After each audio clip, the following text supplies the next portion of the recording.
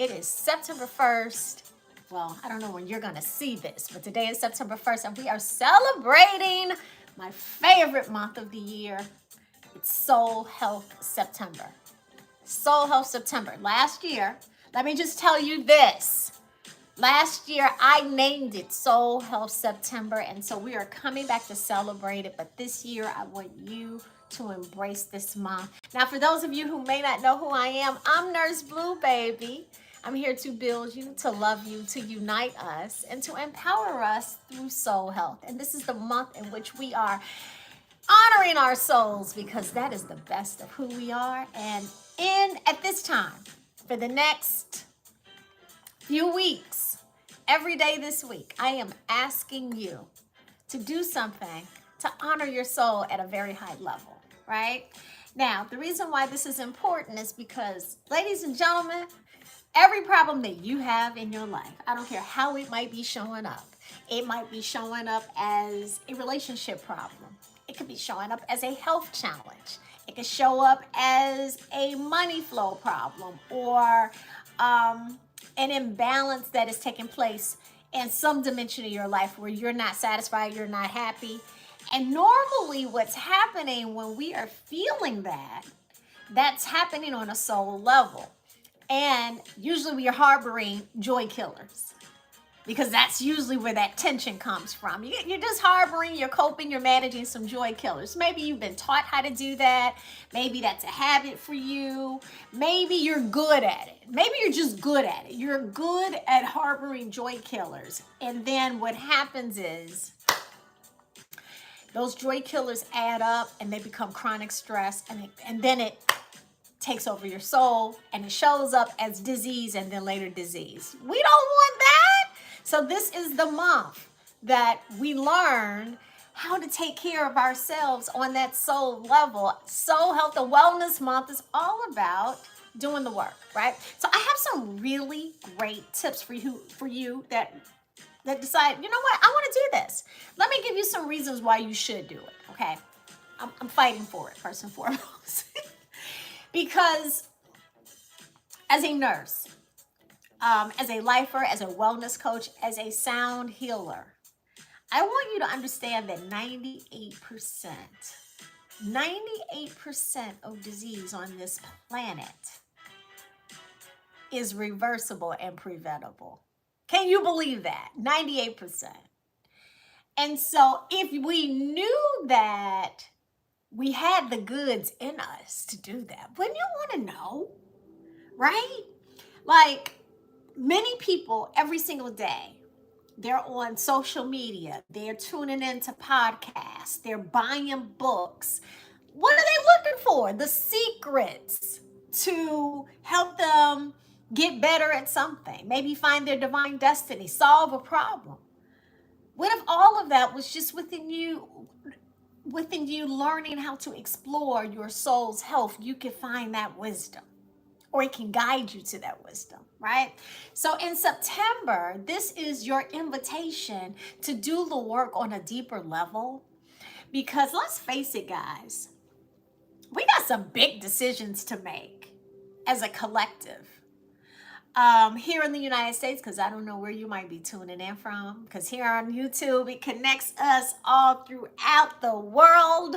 So for my people who are all over the world, I am an internationalist, because I believe that soul health is bringing us together. So I welcome you to become, everybody, a subscriber. Give me a thumbs up, rock with me, because in September, we're doing the work to become healthier. We got some big decisions to make here in the United States, and making the best decisions have to come from a healthy soul level, because you're going to make it wherever your soul is anyway. But soul health is really taking inventory about where you are as a person. Are you happy with your life? Are you not? And are you honest about that? Because there are so many people that are unhappy and they're dishonest about it. And that means what they've learned to do is to cope with unhappiness. Those are the people that are putting everyone else's needs before themselves. And over a period of time, what what's happening is chronic stress is invading their souls. And as chronic stress invade their souls, the habits that develop once you're coping with chronic stress can lead to chronic disease. So it is absolutely important that we understand that soul health is self-love. And a lot of people haven't been taught how to self-love. I promise you, I had to learn along the way, but it was through a very difficult soul health journey, because in order for me to become an expert, I had to learn about pain, right? And in order for me to also provide you with the nutrition, hey everybody, in order for me to provide you with the soul nutrition that you need to get you through these unpredictable times that we're living in, right? We're living in some unpredictable times. We're living in some times we're pioneering. We're becoming a new civilization. We need some soul technology to kind of support us, right? And September is that month. September is that month that we say, you know what? I deserve to know who I am. I deserve my own time to do the work. And that's why soul health is what we are doing to get there. This is especially, it's for everybody. If you have a soul, it's probably not for your robots. No, it's not for them. It's not for Siri. It's not for Alexa. It's not for any. It's for those of us who are really human. Have a soul, and you need to be nourished, right? So this is, as Iyanla says, baby, you got to do the work. You know, it's for women who are leading. You need to make Soul Health September a priority for you. Are you leading a business? Are you leading a household and a business? Are you leading or managing in any capacity? People, places, things, communities, causes, yourself. You need to take care of your soul this month. And I would love to support you in doing that. Because what happens is when we don't take care of our souls, you're going to pay the price for it.